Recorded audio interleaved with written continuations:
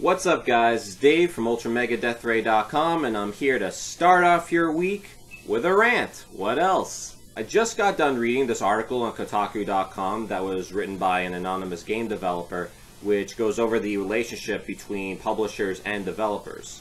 It's mainly a bitch fit, although a valid one, which goes over how these big game publishers are actually detrimental to the industry. I'm sure a lot of you know that the economy hasn't exactly fully recovered yet, which can be plainly seen in the gaming industry with all the downsizing as well as studio closings. This particular article is interesting just by being a behind-the-scenes look on how publishers are actually the root of the problem through mishandling their budget expectations. You might recall a recent story about Square Enix talking about weak sales for some of their big games such as Sleeping Dogs, Hitman Absolution, and Tomb Raider.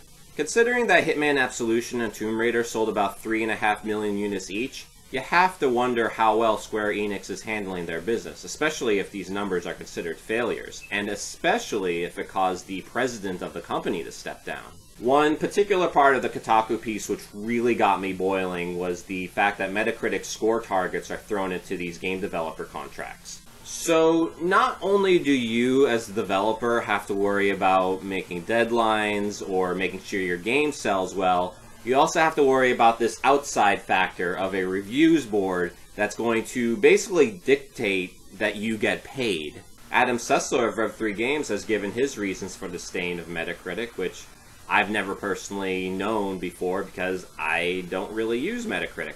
Call me old-fashioned, but I like to read or watch reviews as opposed to going by an arbitrary number that tells me whether something is good or not. Rondo Cat rates your face a 60. Considering that these game publishers provide the funding for the most part, it's not too far off to believe that they primarily call the shots, including with what gets put into a game. As my buddy Scarface would put it, this country, you gotta make the money first. Then when you get the money, you get the power.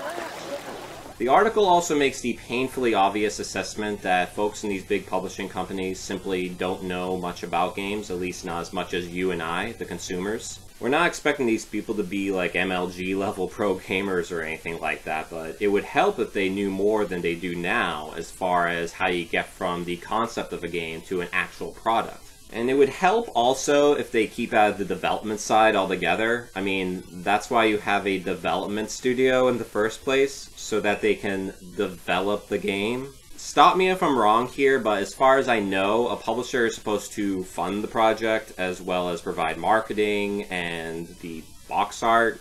So clearly there needs to be a change in the infrastructure, or at the very least with expectations, because otherwise you're just going to repeat this process over and over, where you have a publishing company bring in a development studio to work on something, the numbers aren't what they thought it would be, and that ends up costing people their jobs.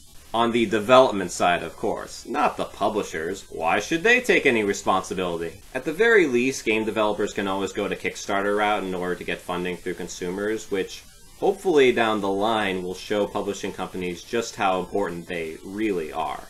So that's my spiel on the topic. Let me know what you think in the comments below. Hit the like button, subscribe. Please feel free to leave me feedback. Also, I always appreciate hearing feedback.